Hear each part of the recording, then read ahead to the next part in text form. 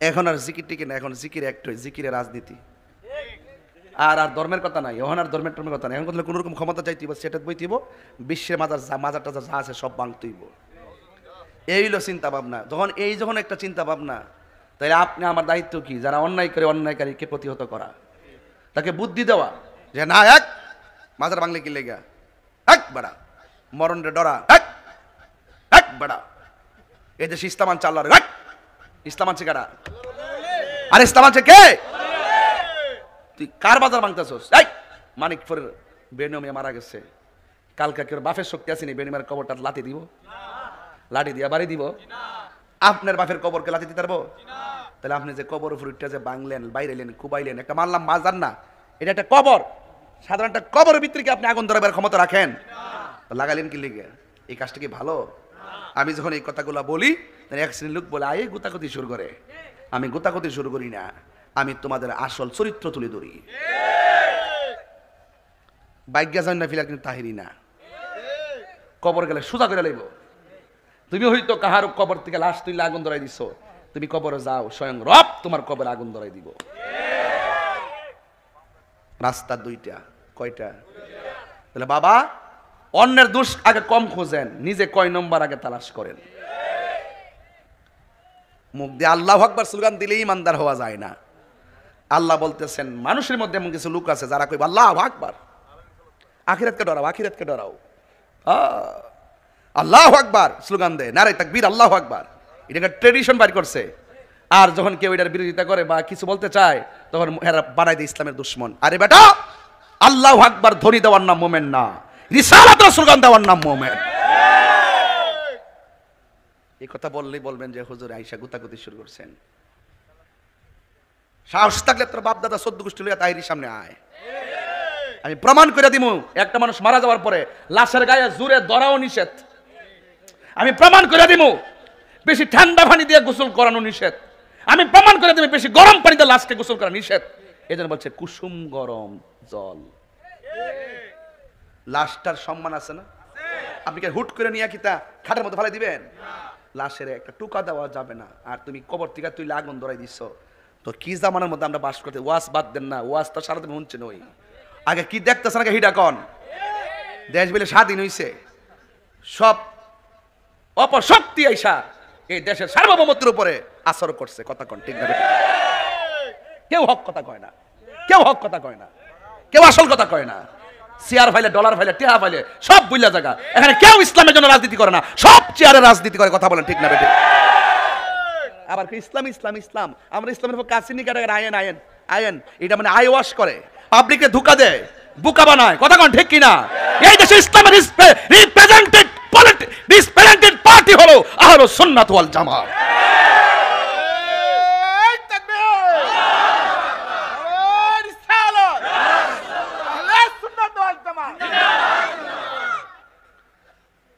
তা আমার কথা রাগ করেন, গুসা করেন, দাওয়াত করলে করেন, না করলে নাই, এটি কেউ কয় না, এগুলো কেউ বলতে চায় না। বলেন আসল ঘরের নাম কি? বলুন না ভালো করে। খবর এরা কবর বললে গেছে, এখন শেয়ারের খবর আর ডলারের খবর সব এখন আমেরিকার লোকে গুতাগুতি, সব চলতেছে আমেরিকার প্রেসক্রিপশনে বাংলাদেশ। কথা বলেন ঠিক কিনা? আজকে বিশ্বের ক্ষমতাধর মুসলমান রাষ্ট্রগুলো যদি মুনাফিকি না করতো, ইসরায়েলের বাফের শক্তি আসেনি ফিলিস্তিন আক্রমণ করব। হুজুর আন্তর্জাতিক ওয়াজ বাদ দেন, মানিকপুরের ওয়াজ করেন। তাহলে মানিকপুরের ওয়াজই করতেছি, শুনেন। আমাদের আল্লাহ পাঠাইছে গরো সাল্লাহ দিন বেলা খাইবেন, খান কাটবে, তসবি টুজি জপবেন। আরে দেশ বাদ দে, মাজার বাংলা খিটিছে, আমার ঘর তো ঠিক আছে, এইগুলো আপনাদের দৃষ্টিভঙ্গি। তাহলে অপেক্ষা করেন, 2 দিন পরে আপনার ঘরে ফেলায় আপনারা সাইজ করব। রুখে দাঁড়াই গেলে সামনে কেউ আসতে পারবে না। আর যদি সবাই ডরান, সবটি মারি খাইবেন। সময় কিন্তু ভালো না, খুব খারাপ। আহলুস সুন্নাত ওয়াল জামাত মুখে সুন্নি সুন্নি করেন ঠিকই, সময় মতো কাজে পাওয়া যায় না। আমি বললাম আল্লাহর ওয়াস্তে, আমরা সুন্নি রেখে এখন 1 না 2? বড় করে বলেন। কবরে যাব কি যাব না? যাওয়ার আগে সোজা হওয়ার দরকার আছে কিনা? হক কথা বলার দরকার আছে কিনা? আসল ঘরের নাম কি? বেনমিয়াজে গেছে আর কি আইতার চেষ্টা? এটাই তো নির্মম ইতিহাস।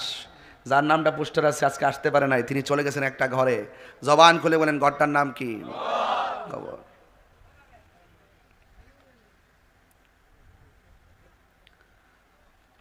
গভীর মনোযোগ, কোনো কথা বলবেন না, নীরব থাকুন। আজকে মানিকপুরের মাহফিলটা দেখে এত সভ্য মনে হচ্ছে, ভদ্র মনে হচ্ছে, এত শান্তিপ্রিয় মনে হচ্ছে। নিঃসন্দেহে আল্লাহর একটা রহমতের ছামিয়ান আমাদের মাঝে আছে না নাই? আমাকে বিষয় দিয়েছেন কবরের আযাব, এরপরে বিষয় দিয়েছেন সুহাদে কারবালা। দুইটা ঘটনা, দুই জগতের ঘটনা। এই জন্য বন্ধু, ইমাম হুসাইনের চেতনা আপনার হৃদয়ে ধারণ করা লাগবে।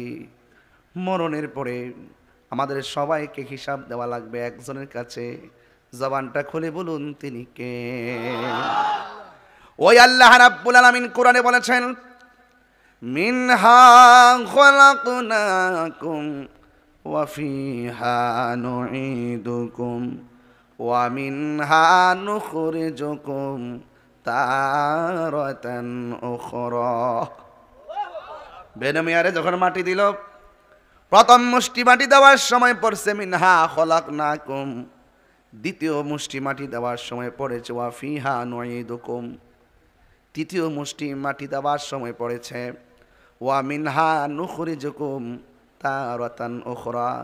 এমনভাবে তিন মুষ্টি সব কবরে দেওয়ার সময় মাটি দিতে হয়।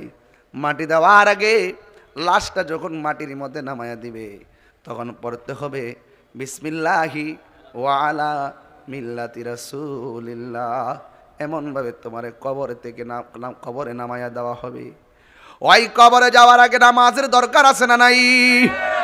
রোজার দরকার আছে না নাই? ও বন্ধুরে, কি দিয়ে আওয়াজ বুঝাইতাম? আমার নবী, আপনার নবী রাহমাতুল লিল আলামিন বলেন, কবর বড় সাংঘাতিক জায়গা, যে জায়গার মধ্যে গেলে একবার গেলে আর ফিরে আসার কোনো সুযোগ নাই।